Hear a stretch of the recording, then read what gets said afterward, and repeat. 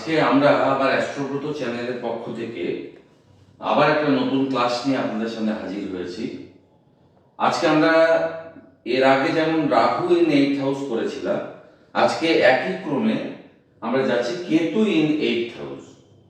তো আমরা এখানে আপনারা দেখতে পাচ্ছেন যে এখানে আমরা একটা বৃশ্চিক লগ্নের একটা চার্ট নিয়েছি। সেই চার্টে এখানে এই যে 8th হাউসে কেতু বসে আছে।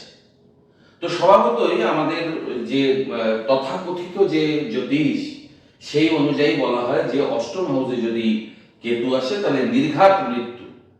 তো আমরা এর আগে রাহুর বিশ্লেষণ যখন করেছিলাম আমরা এই একই কথাগুলো আপনাদের বলেছিলাম। তো আজকে আমরা ঠিক একই ক্রমে, একই যুক্তিতে, একই বিজ্ঞানে যাব যে এই যে কেতু অষ্টম হাউসে ভালো ফল দিবে না খারাপ ফল দিবে।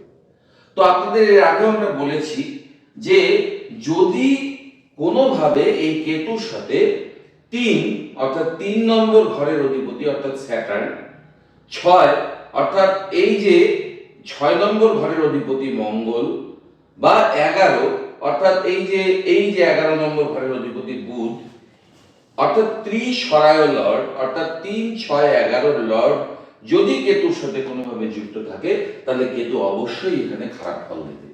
যেমন এখানে যদি দেখা গেল যে কেতুর সাথে মার্স যুক্ত আছে, মঙ্গল কেতু যোগ, কারণ মার্স এখানকার 6th হাউসের লর্ড, তাহলে এই 6 হাউসের লর্ড যেহেতু কেতুর সঙ্গে যুক্ত তাহলে এখানে কেতু খারাপ ফল অবশ্যই দেবে। কি কি খারাপ ফল আসবে না আসবে সেগুলো আমরা এরপরে বিশ্লেষণ করছি। কিংবা 10-এর অধিপতি যদি স্যাটার্ন থাকতো, স্যাটার্ন কেতু যোগ তাহলেও খারাপ দিত। কিংবা যদি বুধ কেতু থাকতো, মানে মার্কারি কেতু, তাহলেও কিন্তু খারাপ ফল দিত। এবার ভালো ফল কখন দেবে সেটাও আমরা এর আগে যেভাবে বিশ্লেষণ করেছি ঠিক একই যুক্তিতে যাচ্ছি, যে কোনোভাবে যদি এই যে কেন্দ্র ঘরগুলো, যেগুলো কেন্দ্র ঘর মানে কারা কারা, যেখানে দেখতে পাচ্ছি 8, এটা হচ্ছে কেন্দ্র ঘরের অধিপতি অর্থাৎ মার্স, এখানে 11 অর্থাৎ স্যাটার্ন, এখানে 2 অর্থাৎ শুক্র এবং 5 অর্থাৎ সূর্য, এই 4 জন, কিংবা লক্ষ্মী স্থানের অধিপতি, লক্ষ্মী স্থানে এর আগে আপনাদের বলেছিলাম আমরা 1, 5, 9 অর্থাৎ 1-এর তো লর্ড বলেই দিয়েছি, 5-এর কি, 5-এর হচ্ছে বৃহস্পতি, আর 9-এর কি, 9 হচ্ছে চন্দ্র। কোনোভাবে যদি চন্দ্র বা বৃহস্পতি কেতুর সঙ্গে যুক্ত থাকে তাহলে কিন্তু সেখানে অবশ্যই ভালো ফল দেবে। কিন্তু আমি এখনই একই কথা দুইবার দুইভাবে বলেছি, অর্থাৎ দেখুন, একবার বললাম যে 3য় ঘরের অধিপতি স্যাটার্ন, সে যদি কেতুর সঙ্গে যুক্ত থাকে তাহলে খারাপ ফল দেবে। আবার 4 নম্বর ঘরের অধিপতি স্যাটার্ন, সেও যদি কেতুর সঙ্গে বসে থাকে তাহলে ভালো ফল দেবে। তাহলে অ্যাকচুয়ালি খারাপ ফল দেবে না ভালো ফল দেবে সেটা এর আগেও আমরা বিশ্লেষণ করেছি। আবার একই যুক্তিতে আপনাদের বলছি যে এক্ষেত্রে তাদের বোথ রেজাল্ট আমরা পাবো, অর্থাৎ ভালো এবং খারাপ দুটো ফলই এক্ষেত্রে পাওয়া যাবে। ঠিক একই যুক্তিতে দেখুন, 6 নম্বর ঘরের অধিপতি যে আছে সেটাও মঙ্গল, আবার এখানে যে 1ম ঘরের অধিপতি আছে সেটাও মঙ্গল। তার মানে মঙ্গল যদি কোনোভাবে কেতুর সঙ্গে যুক্ত থাকে তাহলে ভালো বা খারাপ উভয় ফলই কিন্তু আমরা পাবো। এবার দেখা যাক পরবর্তী বিশ্লেষণে যে আমরা কি কি ভালো বা খারাপ কি কি ফল পাবো আর কি। তাহলে কেতুর আগে যে কারকত্ব যেগুলো, সেই কারকত্বগুলো আমরা দেখে নিই। কেতুর কারকত্ব কি কি আছে?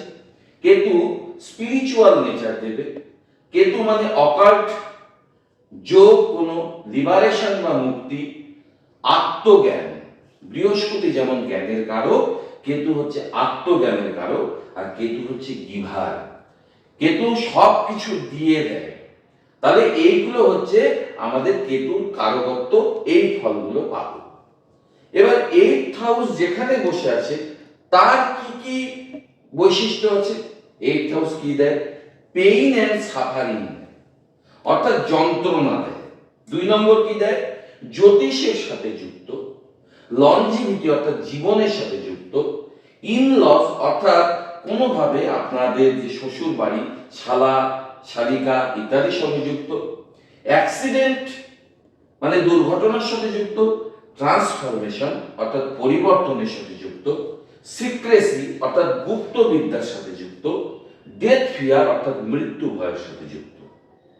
এবার প্রশ্ন হচ্ছে, আগের দিন যখন আমি আমাদের রাহুর যে 8th হাউসে বিশ্লেষণ করেছিলাম, তখন আপনারা দেখবেন সেখানে আমি কিন্তু ইচ্ছাকৃত দুটো পয়েন্ট, অর্থাৎ ডেথ, লঞ্জিভিটি এবং এই যে সিক্রেসি, এই পয়েন্টগুলো সেক্ষেত্রে রাহুর ক্ষেত্রে বিশ্লেষণ করি। কিন্তু আজকে আমরা কেতুর ক্ষেত্রে এগুলো বিশ্লেষণ করব। কেন বিশ্লেষণ করব? কারণ এই যে ফ্যাক্টগুলো, এই ফ্যাক্টগুলোর সাথে কোনো না কোনোভাবে কেতু যুক্ত। তাহলে রাহু থাকলে কি হবে আর কেতু থাকলে কি হবে, এর ডিফারেন্সিয়েট যদি করি, তার মানে অষ্টম হাউসের যে ফলগুলো, সেটা যে কোনো গ্রহ থাকলে কোনো না কোনোভাবে অ্যাক্টিভেট হবে। কিন্তু স্পেশাল যে ফলগুলো পাবো কেতু থাকাতে, অর্থাৎ কেতু থাকাতে কেতুর যে কারকত্ব, এই বিষয়গুলো কিন্তু আমাদের বেশি করে উঠে আসবে। এবার আমরা জানি যে কেতু যদি ভালো হয়, অর্থাৎ কি, কেতু যদি কেন্দ্র ঘর অর্থাৎ 1, 4, 7, 10 কিংবা লক্ষ্মী স্থান 5 এবং 9 এর লর্ড যদি কেতুর সাথে যুক্ত থাকে, আমরা ফর এক্সাম্পল কেতুর সাথে জুপিটার নিচ্ছি, অর্থাৎ পঞ্চম ঘরের অধিপতির সাথে কেতুকে আমরা কনজাংশন করছি, তাহলে ভালো কেতু। কেতুর ক্ষেত্রে কি ভালো ফল দেবে? দেখুন এখানে সিক্রেসি বলে একটা পয়েন্ট করেছি, মানে গুপ্ত কিছু। এবার আমরা জানি কেতু নিজেও গুপ্ত বিদ্যার কারক, আবার 8th হাউসের ফলও গুপ্ত, তাহলে কোনো গুপ্ত বিদ্যার সাথে সে জড়িত হবে। সেই গুপ্ত বিদ্যা বলতে কি কি আমরা বুঝতে পারি? গুপ্ত বিদ্যা মানে সে জ্যোতিষের সাথে যুক্ত থাকতে পারে, সে হিলিং এর সাথে যুক্ত থাকতে পারে, যে কোনো সিক্রেট বিষয়ের সাথে যুক্ত থাকতে পারে। হলো। আবার কেউ বলবে যে স্যার সবাই তো জ্যোতিষের সঙ্গে যুক্ত হবে না। হ্যাঁ, আবার কি গুপ্ত বিদ্যা? ধরুন কেউ রিসার্চার হতে পারে, কেউ ইতিহাস, কেউ আপনাদের নৃতত্ত্ববিদ্যা, প্রত্নতত্ত্ববিদ্যা, বা কোনো না কোনো ভাবে যে সাইকোলজিক্যাল কোনো সাবজেক্ট, এই বিষয়গুলো নিয়ে যদি সে রিসার্চ করে, তাহলে কিন্তু এক্ষেত্রে সে ভালো ফল পাবে এবং সে কোনো না কোনো ভাবে এগুলোর সাথে যুক্ত হয়ে পড়বে, মানে গবেষণার সাথে কোনো না কোনো ভাবে যুক্ত করবে। এবার আর একটা পয়েন্ট যাচ্ছি, সেটা হচ্ছে ট্রান্সফরমেশন।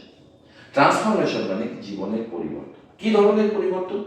হয়তো আপনি যে কোনো একটা পথে হাঁটছিলেন, আপনার জীবন একটা তালে চলছিল, হঠাৎ করে এত পরিবর্তন আসবে, এমন ট্রান্সফরমেশন হয়ে যাবে, মানে এমন কিছু ঘটনা আপনার জীবনে ঘটবে যে আপনার জীবনকে সেটা কি করবে, বদলে দেবে। টোটালি আপনার জীবনের একদম ফেস চেঞ্জ হয়ে যাবে, আপনার স্ট্যাটাসের দুর্দান্ত পরিবর্তন ঘটবে, মানে আপনি প্রচন্ড পরিমাণে আপলিফ্ট করবেন।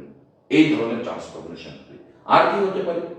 আর হতে পারে, যেহেতু 8th হাউস কোনো না কোনো ভাবে বিপদ, অর্থাৎ কোনো একটা বিপদে আপনি যদি পড়ে যান, সে থেকে যে বাঁচার উপায়, সেই বাঁচার উপায় কিন্তু আপনি খুঁজে পাবেন কেতুর মাধ্যমে। আর কি?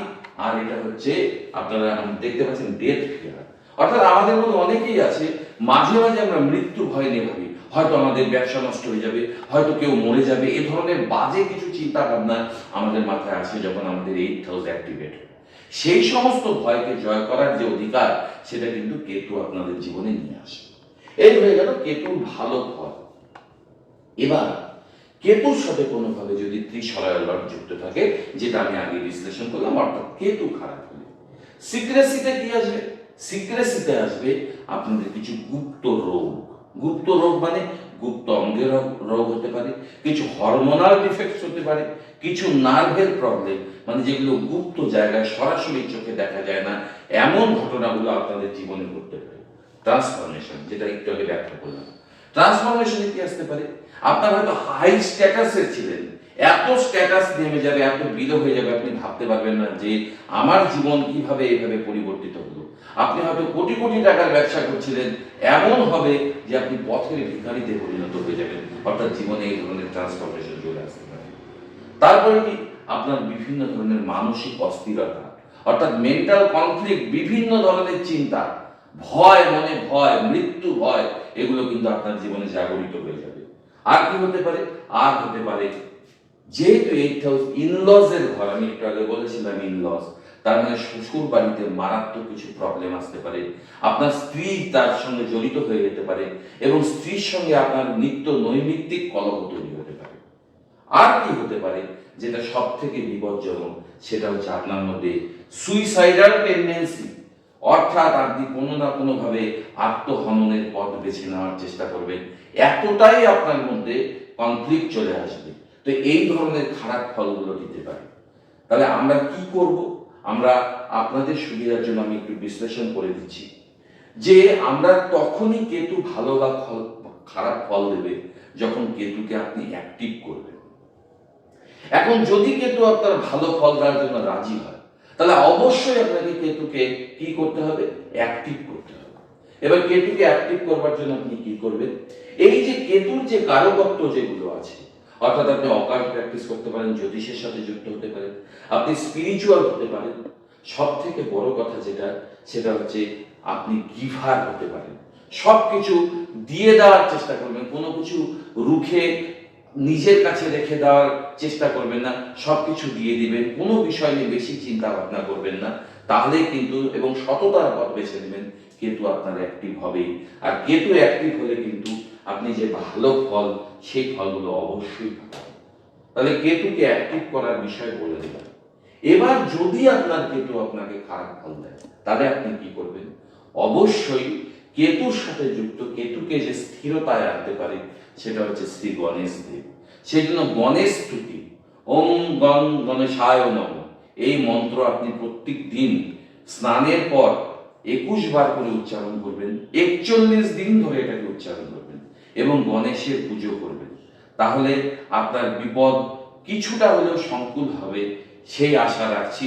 এবং এরই সাথে আজকে কেতু ইন 8th হাউস আমরা এখানেই শেষ করছি। পরবর্তী পর্যায়ে কেতু অন্য কোনো হাউস নিয়ে আমরা বিশ্লেষণ করব। আজকে এখানেই শেষ করছি।